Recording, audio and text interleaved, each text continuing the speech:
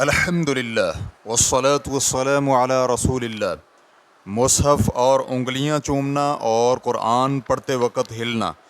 سوال کیا گیا ہے، میرا سوال بدعت کے متعلق ہے۔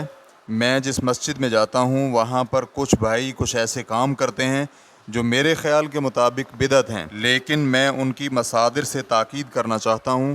اگر یہ کام صحیح نہ ہوئے تو انشاءاللہ ان کاموں کو حکمت کے ساتھ صحیح کرنے کی کوشش کروں گا۔ نمبر 1، دعا کے بعد انگلیوں پر پھونک مارنا اور انگوٹھے کو آنکھوں پر پھیرنا۔ نمبر 2، دعا کو ہمیشہ سورۃ الفاتحہ کے ساتھ ختم کرنا۔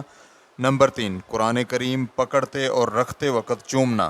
نمبر 4، نماز میں بیٹھے ہوئے یا پھر قرآن مجید پڑھتے ہوئے ہلنا۔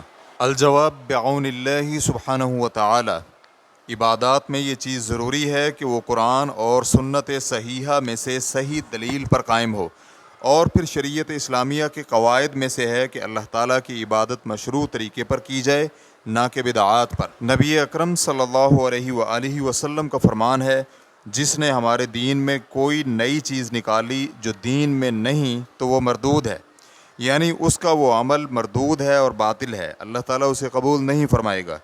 سورۃ الفاتحہ کے ساتھ دعا ختم کرنے کی دلیل کتاب و سنت سے نہیں ملتی، اور اسی طرح دعا کے بعد انگلیوں میں پھونک مار کر آنکھوں پر ملنے کی بھی کوئی دلیل نہیں ملتی۔ شقیری رحمہ اللہ نے نماز کے بعد دعا کے اختتام پر دونوں انگوٹھوں کے ناخنوں کو چومنا اور آنکھوں پر پھیرنا بدعت قرار دیا ہے، اور اسی طرح نماز کے بعد دونوں ہاتھوں کی انگلیاں اکٹھی کر کے پڑھتے ہوئے آنکھوں کو لگانا بڑی قبیح بدعت ہے۔ ریفرنس کے لیے دیکھیے السنن والمبتدعات، صفحہ نمبر 71۔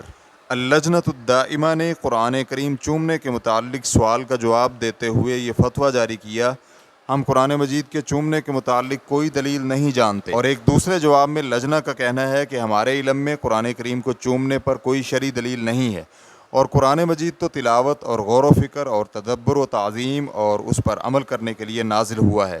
ریفرنس کے لیے دیکھیے فتاوی اللجنۃ الدائمہ، فتویٰ نمبر 4172، اور ابن مفلح کی کتاب الآداب الشرعیہ میں یہ عبارت ہے، اور امام احمد رحمہ اللہ سے اس مسئلہ میں توقف ہے، یعنی مصحف کو چومنے کے بارے میں اور اسے آنکھوں کو لگانے کے متعلق۔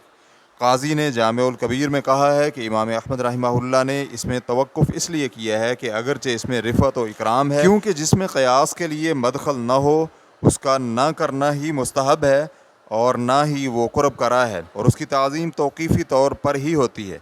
کیا آپ یہ نہیں دیکھتے کہ عمر رضی اللہ عنہما نے جب حجر اسود کو دیکھا تو کہنے لگے، نہ تو نفع دے سکتا ہے اور نہ ہی نقصان، اور اگر میں نے رسول اکرم صلی اللہ علیہ وآلہ وسلم کو چومتے ہوئے نہ دیکھا ہوتا تو میں تجھے کبھی بھی نہ چومتا۔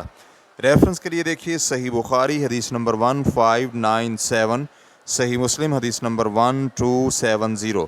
قرآن مجید اور نماز پڑھنے میں ہلنا یہ یہودیوں کا فعل ہے، جو کہ ان کی عبادت کی ایک حالت ہے، تو کسی مسلمان کے لائق نہیں کہ وہ یہ فعل عمدن کرے۔ ریفرنس کے لیے دیکھیے کتاب بدع القراء، بکر ابو زید، صفحہ نمبر 57۔ اور سوال میں جو آپ نے اس منکر کو ختم کرنے میں حکمت سے کام لینے کا کہا ہے وہ شکریہ کے لائق ہے، تو حکمت یہ ہے کہ آپ ان سے عبادت میں اس فعل کی دلیل طلب کریں، اس لیے کہ دلیل فاعل کے ذمے ہوتی ہے، نہ کہ اس فعل کو روکنے والے کے ذمے۔